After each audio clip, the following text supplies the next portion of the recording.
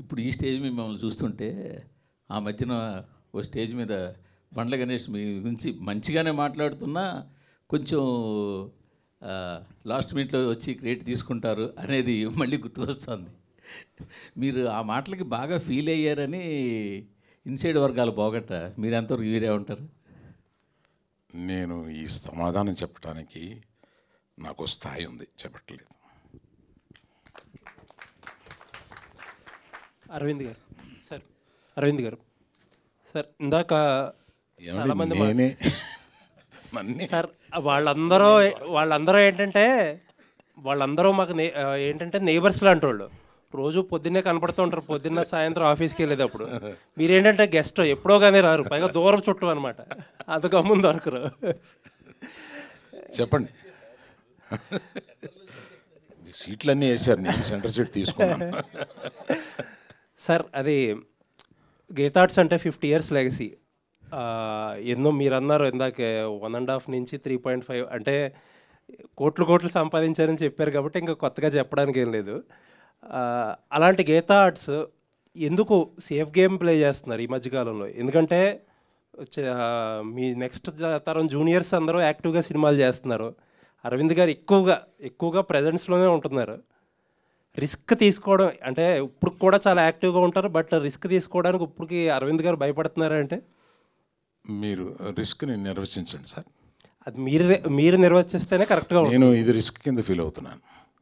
మీరు ఫైనాన్షియల్గానే మాట్లాడాల్సి వస్తే ఇది రిస్క్గా ఫీల్ అవుతాను. ఫైనాన్షియల్గా అనుకుంటే మీరు ఫైనాన్షియల్గా కాకుండా రిస్క్ తీసుకోమని ఇంకేదైనా చెప్తున్నారు. Every film is a risk, for every producer it's a risk. Risk గ్యారంటీలతోటి ఇక్కడికి వచ్చేది ప్రేక్షకులని గ్యారంటీతో ఏది తీసుకురాలేండి. ఎవ్రీ ఫిలిం వరుస హిట్స్ కొట్టిన డైరెక్టర్స్ కానీ బ్యానర్స్ కానీ వాళ్ళకి ఫస్ట్ సినిమా పడుతుంది అని అంటే లోపల దడ ఉంటుందండి ఎవరికైనా.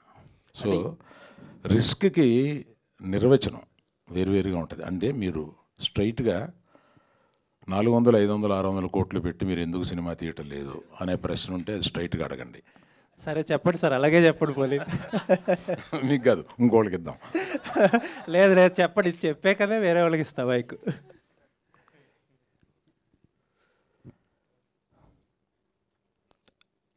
అర్జున్ తోటి చరణ్ తోటి తీయాలండి, తీసి రెమ్యునరేషన్ ఇవ్వాలి, అది ఇంటికే వస్తుంది. బయట వాళ్ళు ఇస్తే ఇది ఇంటికే వస్తుంది.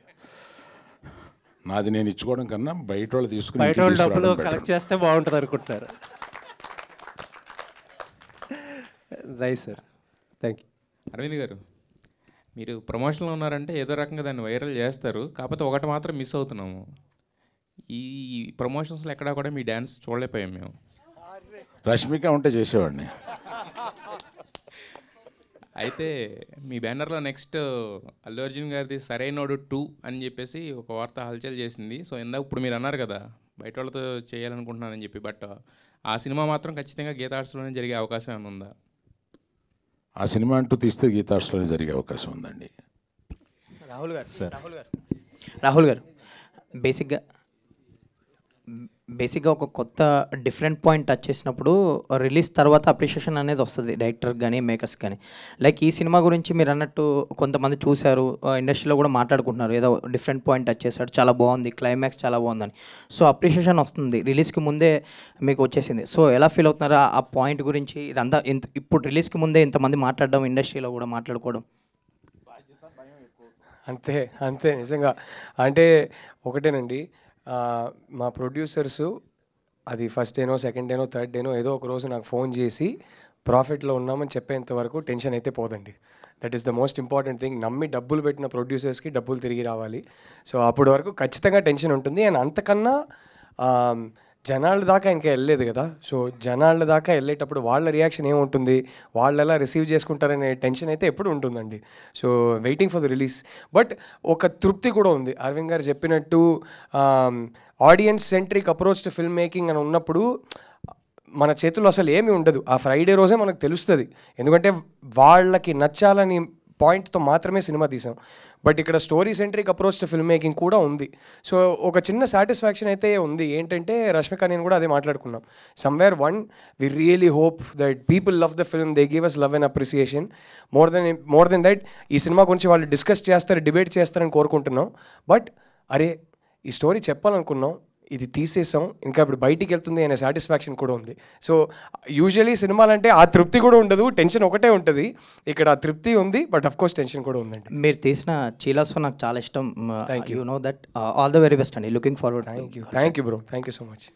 రాహుల్ గారు, అంటే ఉమెన్ పాయింట్ ఆఫ్ వ్యూ నుంచే ఈ కథను తీసుకోవడం జరిగిందా? రియలిస్టిక్ ఇన్సిడెంట్స్ను కూడా బేస్ చేసుకుని ఈ కథను రాయటం జరిగింది ఎట్లా? అఫ్ కోర్స్ అండి, చాలా రియలిస్టిక్ ఇన్సిడెంట్స్ ఉన్నాయి. అంటే ఇద్దరి మధ్య జరిగే స్టోరీనే అండి. Okay, so it's a relationship drama. Relationship అన్నప్పుడే ఒక ప్రొటాగనిస్టే కాదు, ఇద్దరి మధ్య జరిగే స్టోరీ. బట్ చెప్పిన పాయింట్ ఆఫ్ వ్యూ ఈ అమ్మాయి క్యారెక్టర్ పాయింట్ ఆఫ్ వ్యూ, అంతే తేడా. సో అసలు ఒక అమ్మాయి చుట్టే స్టోరీ జరుగుతుందని అన్నట్టయితే కాదు. ఈ అమ్మాయి క్యారెక్టర్ ఎంత ఇంపార్టెంటో అంతే ఇంపార్టెంట్ దీక్షిత్ క్యారెక్టర్ సినిమాలో. రాహుల్ గారు, నో చెప్పాలి అని చెప్పి ఒక పాయింట్ చాలామంది మాట్లాడుతుంటారు. అమ్మాయిలు నో చెప్పలేరు అని చెప్పేసి చాలా విషయాల్లో. సో అట్లాంటి చాలా పాయింట్స్ని ఈ కథలో మీరు ఏమన్నా డీల్ చేయడం జరిగింది అట్లా? చెప్పకుండా చెప్తాను. మీరు చూడండి. ఎస్ దెర్ ఆర్, అంటే ఈ సినిమా ఎలాంటి టాపిక్స్ డీల్ చేసామంటేనండి, అసలు కోట్ల ఫ్యామిలీస్లో ఒక ఫ్యామిలీకి జరిగే చాలా విచిత్రమైన ఒక స్టోరీ అన్నట్టు ఏం కాదు. ప్రతి ఫ్యామిలీలో ఎక్కడో మీరు మీ ఫ్రెండ్ సర్కిల్లోనో ఎక్స్టెండెడ్ ఫ్యామిలీలో చూసుంటారు. అలాంటి క్యారెక్టర్స్, అలాంటి ప్రపంచం, అలాంటి ఇన్సిడెంట్స్, అలాంటి స్టోరీ. ఒకటేంటంటే అందరి లైఫ్లో జరిగే కొన్ని స్టోరీస్, చాలా సినిమాలు చాలా స్టోరీస్లో దాని గురించి మాట్లాడతారు. అందరి లైఫ్లో జరిగే కొన్ని పాయింట్స్ గురించి ఎవరు మాట్లాడరు, సినిమాలో డిస్కస్ చేయరు, బయట కూడా ఓపెన్గా డిస్కస్ చేసుకోలేరు. అలాంటి కొన్ని పాయింట్స్ గురించి ఈ సినిమా తీసాము. So I think that is the uniqueness of the film. ఏంటంటే ఒక పక్కనేమో చాలా రిలేటబుల్గా ఉంటుంది బికాస్ అందరికీ జరిగే ఇన్సిడెంట్స్, బట్ ఒక పక్కనేమో ఎవరు మాట్లాడిన ఇన్సిడెంట్స్ కాబట్టి ఒక యూనిక్నెస్ కూడా ఉంటుంది. సో అది నమ్ముతున్నానండి.